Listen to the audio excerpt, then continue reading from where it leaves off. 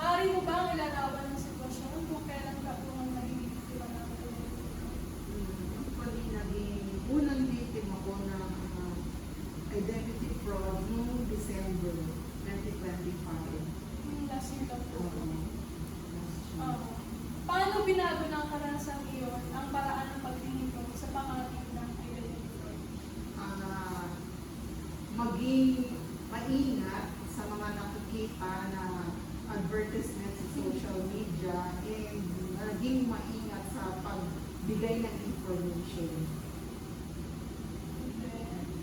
Ano ang itinuturing mong mga Ano ang mga itinuturing mong mga babalang senyales o red flags pagdating sa identity fraud? Yung mga feeling mo, ay, suspicious na to.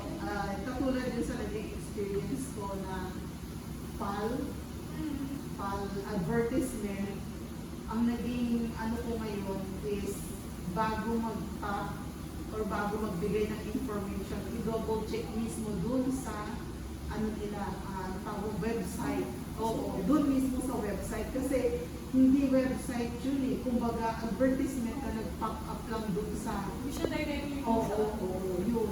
I-double check yun na. Pero paano mo ba nalaman na parang hindi ito yung mismo website? I mean, Yun lang nga, nung na-experience ko na yung ano nila, nung nag-follow up sila sa akin ng January na. ano po ba nangyari? Yun nga, yung December na nag-pop up yung advertisement ng PAL, 50% off dun sa mga airfare nila for the year 2026, nag-encourage sila ng mga customer nila, client, gano'n. So nakita ko naman kasi gabi noon nag-check lang ako ng reports ko na isasubmit. Biglang nag-pop up, sabi ko, opportunity kasi bihira lang mag-release ang PAL ng ganong advertisement. So, nung time na nangyari, hindi ako aware na fraud pala yun. Kasi nga, bihira ka kung maglabas ang PAL ng ganong advertisement. Na ngayon, nung nangyari sa akin, dapat maging aware na i-double check lagi dun sa pinaka-website nila. Oo, magbigay ng mga information. Gaano sa tingin mo kaalam ng mga tao sa inyong komunidad tungkol sa identity fraud at ang mga apekto? Ang ano ko dito,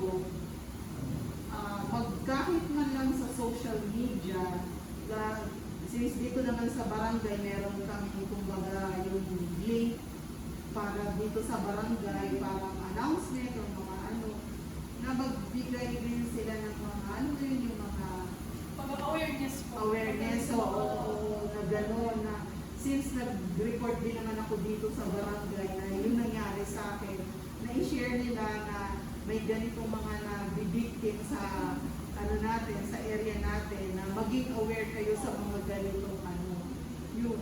So, marami din po sila talagang tao na baka may ganyo din. Oo. Siyempre, parang dati po kailangan po.